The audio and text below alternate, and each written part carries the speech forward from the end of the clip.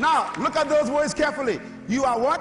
The president. That means you preside. You don't own or control. You preside over the house. Who's your wife? Vice president. That means you don't act without getting advice from your wife as well.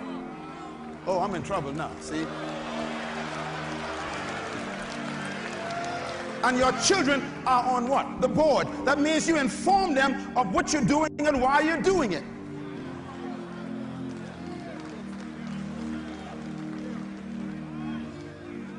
If you're going to born the house together, it has to be a corporate effort. Management of the home is the greatest test of a man's leadership. What did I say?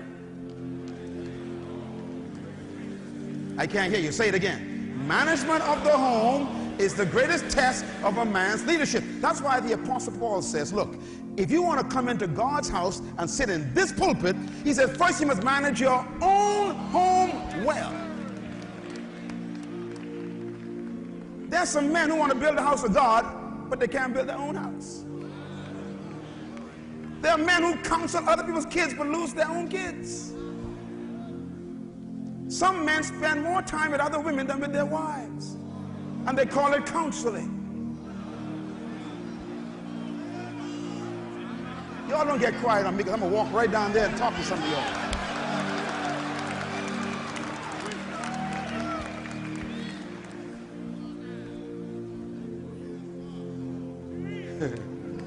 There are wives who need to make an appointment to see their husband. Is your wife one of them? She wants to see you. You haven't talked to her for months. You are the manager of that home. And this is why it's important for you as a man to understand that the family is your most sacred responsibility. Malachi 4 verse 5 says, see, I will send you the prophet Elijah before that great day, the dreadful day of the Lord. In other words, prophesying about the coming of Jesus Christ and John the Baptist introducing him. It says in verse 6, he will turn the hearts of the fathers back to the children and the hearts of the children back to who? The fathers. Or else I will curse the land. God says when the country seems like it's under curse, it's because the fathers have left their children. Not the mothers. God never blames the mother.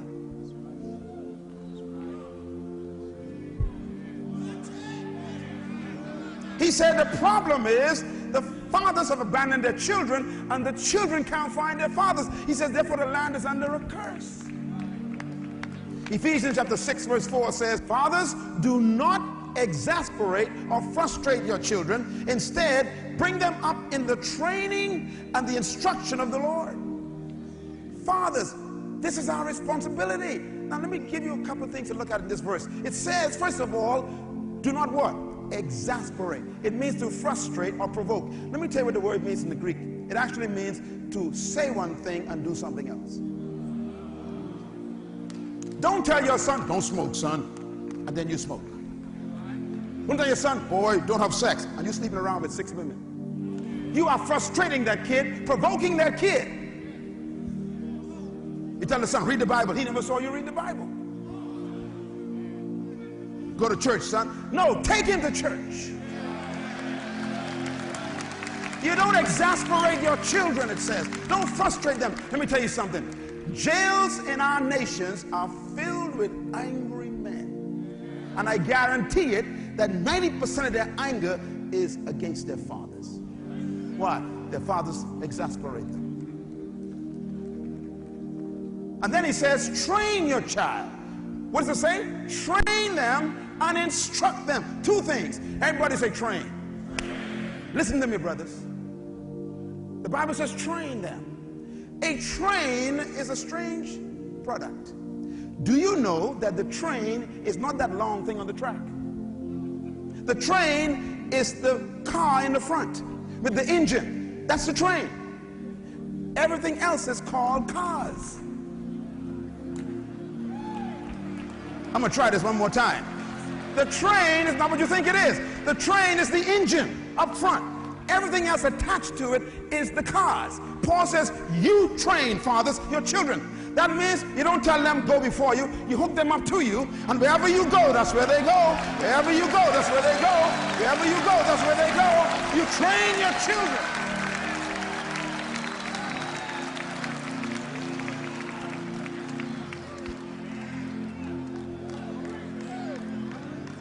You don't send your kids to church.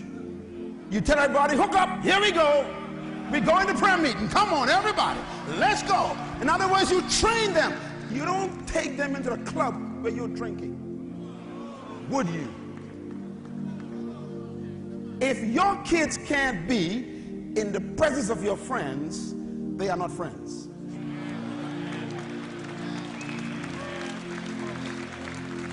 Oh boy. If your kids can't drink, would you drink it? You shouldn't be drinking it. Oh my. If your kids can't watch what you watching at 2 o'clock in the morning on your TV or on your computer, you shouldn't be watching it. Come on, follow me, kids. Come on, follow me, kids. See what I see, eat what I eat, drink what I drink. Come on, kids. Train them. Oh, you should have never come to this session. You should have never come to this session.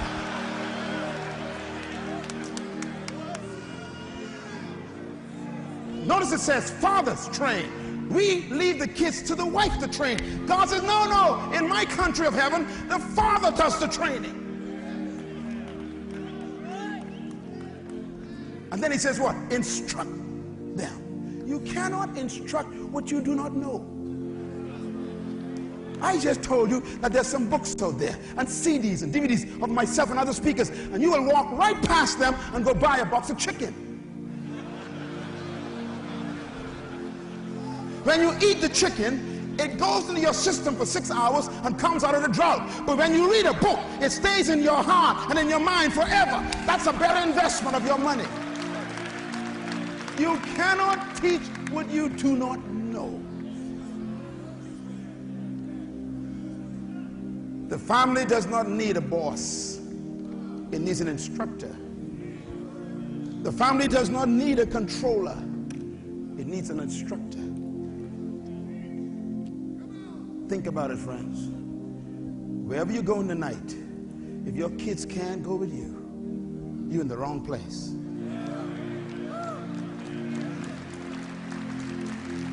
If the language of your friends should not be heard by your child, you're in the wrong company. If the books you are reading cannot be found by your son and doesn't destroy his mind, it's a good book. In other words, what do you read that your kids shouldn't read? Training means they are hooked up to you.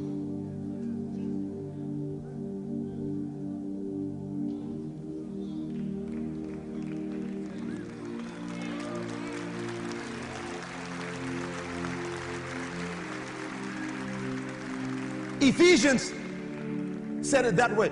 Colossians chapter 3 verse 21 says, fathers, do not embitter your children, or they will become what? Discouraged. I'm gonna drop out of school, man. My daddy, man, I saw my daddy, he's sleeping around, man. This whole thing, he's telling lies, man. He said God is this, God is that, but I watch his life, man. I'm discouraged. I ain't gonna follow God no more. So you discourage them when you embitter them.